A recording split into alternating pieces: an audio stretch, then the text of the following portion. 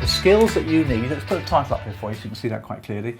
The skills that you need to do online advising, online selling. Let's talk about these skills, because there's a whole lot of them you need to start getting better at or adopting in the first place if you're using screen-to-screen selling with your customers. So I've got about sort of 15, 16 of these things for you to help you to be successful in your screen-to-screen selling. And I'm sure you want to be successful, don't you? Okay, let's just dive in then, shall we, when we get to this one. So when you're screen-to-screen selling, if you can do, stand. Now right now I'm standing, which allows me to present information to you. Obviously I'm using a whiteboard and stuff like that.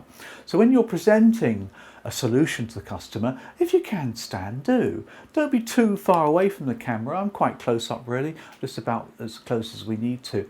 But standing gives you emphasis, it gives you ability to present information, to talk really well to the camera and present information. When you're not presenting, make sure that you read their face. There we go, read their face.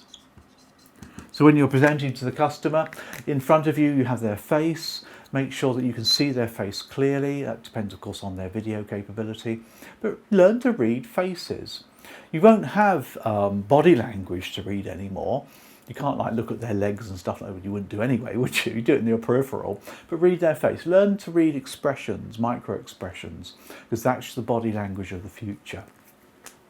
Eye gaze, we've talked about eye contact before. Make sure you give the customer good eye gaze, which is not staring at the lens. I mean, I'm staring at the lens now because this is a video, but if I was to be doing the screen-to-screen selling thing here now, I'd be gazing at the customer's face, looking away, looking at their eyes, looking at the camera lens at the same time. Just change the colour of the pen for you. Be aware of your resting face. There you go. That's a nice little tip for you. Your resting face. Now everybody has a resting face, and that depends on how well you look. Some people have a really miserable, angry resting face. When you're online on video, you will revert to your resting face quite quickly if you're concentrating on something technical. So be aware of what your resting face is and change it if you need to, because that's a good one to do. Signpost throughout. When you're on screen-to-screen selling, make sure you signpost all the time. Tell the customer where you are in the sales process, what are you going to do next, what are you going to do in 5 minutes time. Keep signposting. You've got to keep people's attention when online doing selling as well. That's interesting as well. At the same time, make sure you summarise more than you would do in person. Summarise what's been said in the last few minutes. Just recap. Let me just make sure I've got this clear. Can I just capture a few ideas? Can I just summarise what's been said? When you come to ask questions, you've got to get better at asking questions, particularly if you're doing a fact find, explore, discovery phase. And I call them power questions. Now, power questions are really solid questions to get information. If you're in person with somebody, a bad questioning string might still get away with that because you can encourage the customer. Online, video to video, screen to screen, you've got to use power questions. These are short questions. They're usually open questions, such as, talk me through, or can you please show me how, or could you please run through this aspect as well. Open questions, of course, what, where, how. We know about open versus closed questions. Keep them short. Don't ramble on with the question. Use tone of voice as well. Lift your voice slightly at the end. Use softening if you want to. May I ask how you came about that? Is a softening way of asking a question, but you've got to tighten up your question capability when doing online selling as well. At the same time, you've got to get used to doing loud listening. Now, when you're listening in person, as long as you're giving them eye contact and nodding away, people generally think you're listening. On video, you've got to do it a little bit louder, so you've got to do the verbal tics. Yeah, okay, I see what you're saying. Yeah, I'm with you so far. So keep telling them that you are listening as well as giving them eye contact as well. Pause a whole lot more when online. Particularly if there's more than one of you, two, three of you maybe on screen. Pause more. Particularly with customers, pause when you stop talking, pause, and they'll chip in. When they're talking, let them finish, pause, then you talk. The pausing allows both people to gauge where they are, maybe add a bit more information.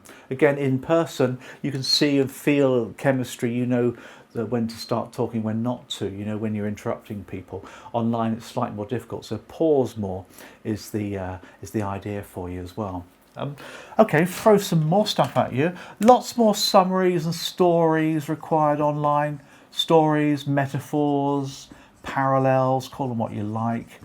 Make it interesting. People's attention span on Zoom is not as good. People are all zoomed out nowadays, aren't they? So if you're presenting, use a parallel, use a story. That really helps along the way. If you've got more than one person or one customer on the call, make sure that you facilitate when there's more than one person. So say, for example, you've brought somebody in on the call, maybe a sales manager or an expert in your business, and there's 3 or 4 of you. Make sure you start to facilitate. Okay then, Imran, would you like to chip in at that point? Sorry, Mary, I didn't catch what you just said there. So become a facilitator when online as well. Don't forget to match voices. Let's squeeze this one over here. Match the customer's voice. Match their vocal, their volume. Definitely match their voice, their pace. You need to match their pace. You can match their tone if you wanted to. It's not very difficult, easy to do. Match their volume as well. So matching voice is a great way of building a rapport as well. Be aware, of course, of your volume. Make sure you speak up. Make sure they can hear you clearly. Have a headset. I always recommend headsets because it allows you to have a low conversation, a soft conversation. Nobody else can pick up what you're talking as well. Be aware of your vocal range while we're on the subject of sound here. Your vocal range. Make sure your voice sounds interesting. When you're in person with somebody, if you've got a really monotone voice, it's not the end of the world. But when you're online with video or telephone, of course, your vocal range makes all the difference when it comes to talking to people. It keeps people's attention as well. I like that one as well. 80-20 rule, bit of Pareto there for you. Pareto, the Italian economist. He talks about 80-20 rule. In discovery, for example, make sure that you're only talking 20% of the time, customers talking 80% of the time. That's not a bad record to have for all sales interactions as well. Visual aids work really well when online, so make sure your PowerPoints are looking good, your whiteboards are looking good. We've talked about that before. PDFs for pictures, imagery, lots of those things add to the presentation itself when online as well. Don't hide behind your slides. If you do have visuals, hiding behind slides is not a good thing. So I'll put a big cross through that one. A lot of people do that and they put slides up and all you can hear is a voice in the background. Slides, it's very boring. So have your video maybe alongside your slides using something like Capture to be able to do that as well. A couple of other quick things for you. I'll leave the best one to last for you in a second. Test closing. Make sure that you test close the customer. Let's put this one over here. Hopefully you can see that one. Test close. In other words, ask how they're feeling so far. How does that sound? How's that hanging for you so far? Are you picking up what I'm putting down, man? No, don't go that duty talk. But test close. How does that sound so far? How do you feel about that? Get their reaction as you're progressing with the sales meeting itself, which of course shouldn't be lasting for more than 15 to 20 minutes at any given time anyway, because that's the golden rule when it comes to it. Couple more for you. Right, let's squeeze this down. Can we get that down the bottom? Probably not. Let's put that one over here, shall we? Here we are. Note taking.